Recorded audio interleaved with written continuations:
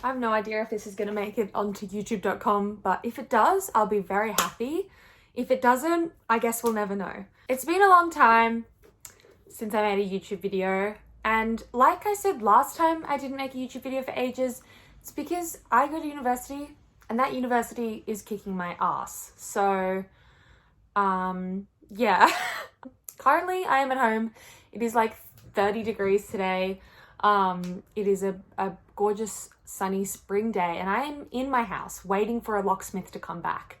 So I thought, what better time in the present than to re-enter my YouTube era with a new series that I'm doing over on TikTok, which I've decided to bring here too so I can expand on my thoughts a little bit more. And that series is called Reading Jane. I, like many others, have just begun my foray into the world of Jane Austen. I have now read 2 Jane Austen novels and I have seen Pride and Prejudice 2005. Oh, I tell a lie. I've read 3 Jane Austen novels. The Jane Austen novels I have read are Pride and Prejudice, Persuasion, and Northanger Abbey. I read Northanger Abbey this month. I read Persuasion in June 2022, and I read Pride and Prejudice in September 2021, I think.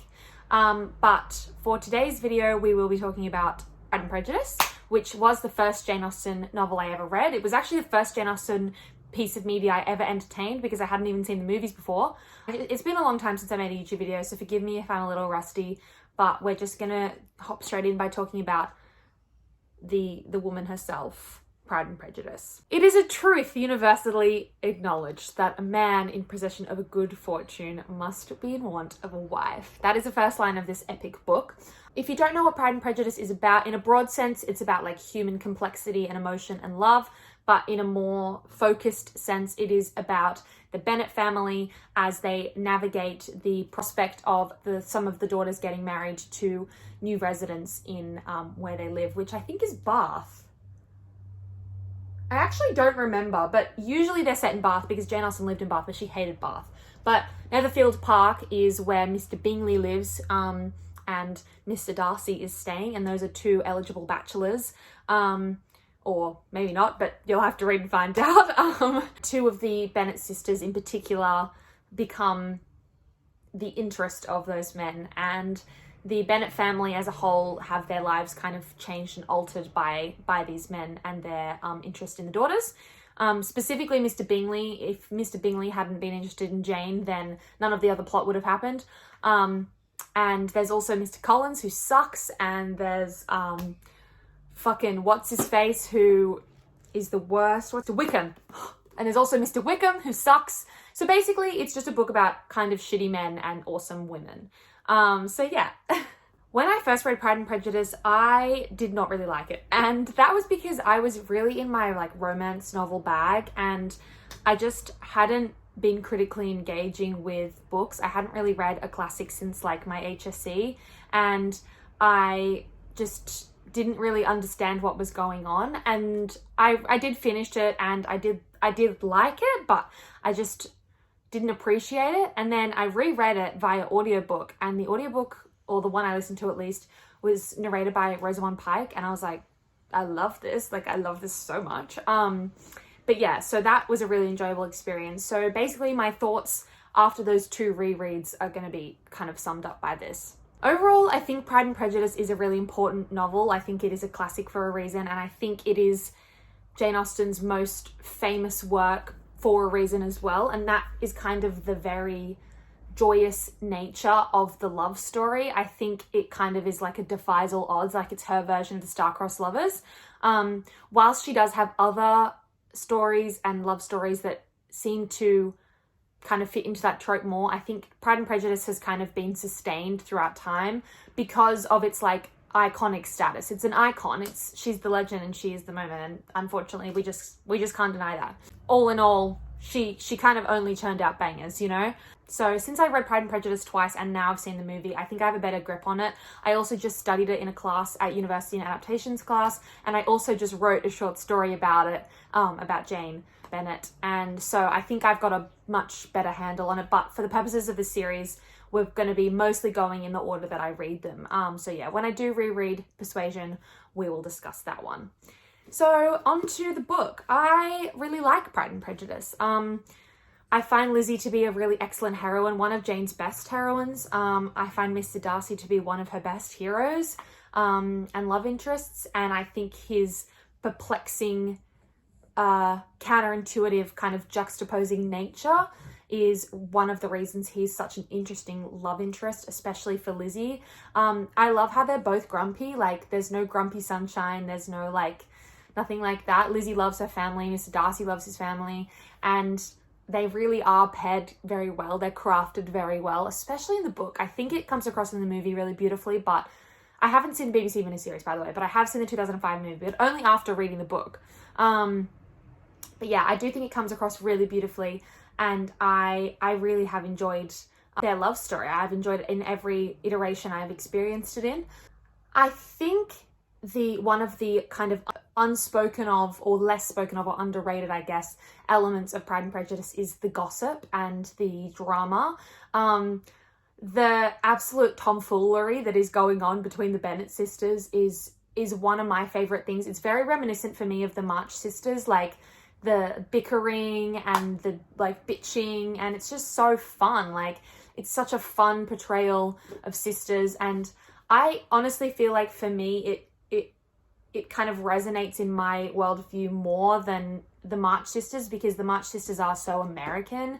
And I feel like the Bennet sisters, whilst obviously their life experience is like so far outside of mine, their sisterhood is really beautiful, and I really like it. I do really find them to be quite fun, and I love Jane, and I also just love how Jane Austen made like the prettiest, best character named Jane. Like, it's just so hilarious. But Jane is just such a great character too, and I feel like her love story with Bingley gets kind of overlooked because of the epicness of Lizzie and Mr. Darcy's love story. I won't be discussing, obviously, other Jane Austens yet, because, as I said, I've only read 3, and one of which I don't massively remember. But in terms of readability, I think Pride and Prejudice is an extremely accessible read, especially for a classic novel. The language isn't too convoluted. It really feels conversational. Other classic novels from the time, especially that kind of like early 1800s, late 1700s time of when Jane Austen was writing, can be quite...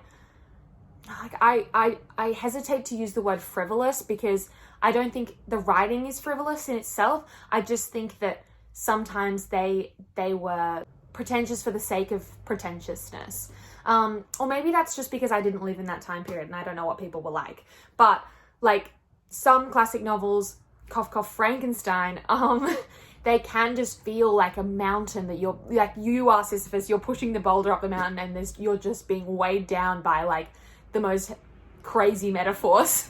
But I didn't really feel that in Pride and Prejudice. Don't get me wrong, I love Frankenstein, but you know, as someone who wasn't massively into classics before I was probably like 16, I did find Frankenstein a little bit difficult when I did first read it. But I think Pride and Prejudice is that kind of sweet spot for people who don't usually read classics or aren't even big readers generally, as well as people who love classics and love reading and love stories. So I really appreciate that about it. I think the book is also super fast paced.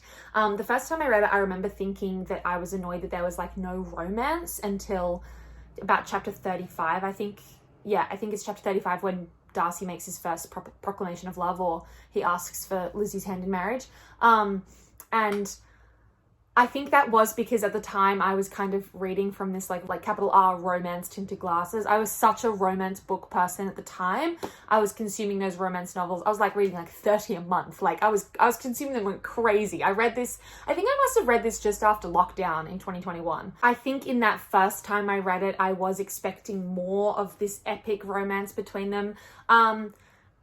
And then after rereading it and watching the movie, because in the movie it's a lot more evident that they're going for this romance angle, whereas in the book it is a lot more to do with Lizzie and the Bennets, which I personally really like. But, you know, I guess some people kind of go into it with more of a romance aspect, and they do have an epic romance. Nobody's denying that. But I think that, as I said, the like special way that the Bennet sisters are and the whole Bennet family is just really fun. So yeah, I really, really enjoyed it. I would give Pride and Prejudice a 5 out of 5, a general 5. I think In terms of readability, it also gets a 5 out of 5 for me. I don't find it too hard. It's not very long. It's not Emma size. In terms of romance, I am going to give it a 5 as well. Jane typically only wrote romance novels, or what I guess we would now consider romance novels, because they had romance plot lines. And when we go into Northanger Abbey, we'll speak about that as well. But yeah, I think in terms of romance, it also gets a 5 because it is so epic. Like, Lizzie and Mr. Darcy are so epic. And in terms of adaptations, I am also going to give it a 5. I know that Jane obviously had no control over her adaptations, and so really she shouldn't be judged on the merit of the adaptations, but I think we'll get to terrible, poor Jane Austen adaptations later. But I think, generally speaking, the core messages of this were easily adapted, and I think that makes the book's lasting impact better, because its core values and what makes it special in its core has been communicated so well through other forms of media. So I really did like it, and I'd highly recommend it, especially if you're just getting into classics, or maybe if you have been into classics but you're not big on romance and not big on Jane Austen. Don't let the romance put you off, because as I said, it's bloody hardly there for the first 35 chapters.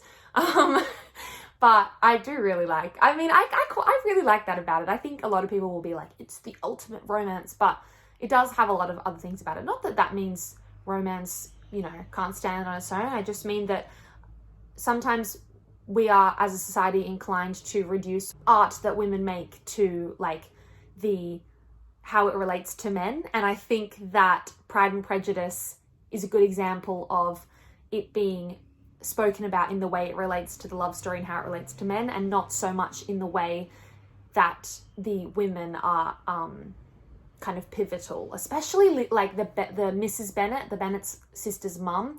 She is a fantastic character. She's a bit cray-cray. She's very, like, she just wants what's best for her daughters, and yeah, it's very fun. But those are my thoughts on Pride and Prejudice, and thank you for watching episode 1 of Reading Jane. Hopefully, I continue to do these. I will continue to do them definitely over on my TikTok. It's more like if I have time to make long form videos of them. I do finish uni in 2 weeks, so hopefully after that I can make more as well. But thank you for your patience and waiting for me if you've waited and you've stuck around.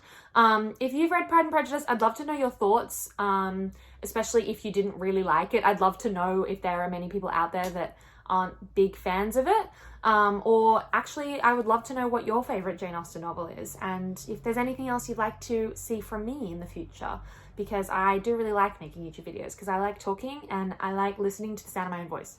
Actually, that's such a lie. I hate listening to the sound of my own voice. Every time I have to edit anything, I'm like, oh God, you're so shrill. But yeah, thank you very much for listening to me ramble about Jane Austen. And I love you very much. And I hopefully will be looking at your gorgeous, beautiful face very soon. And that's a threat.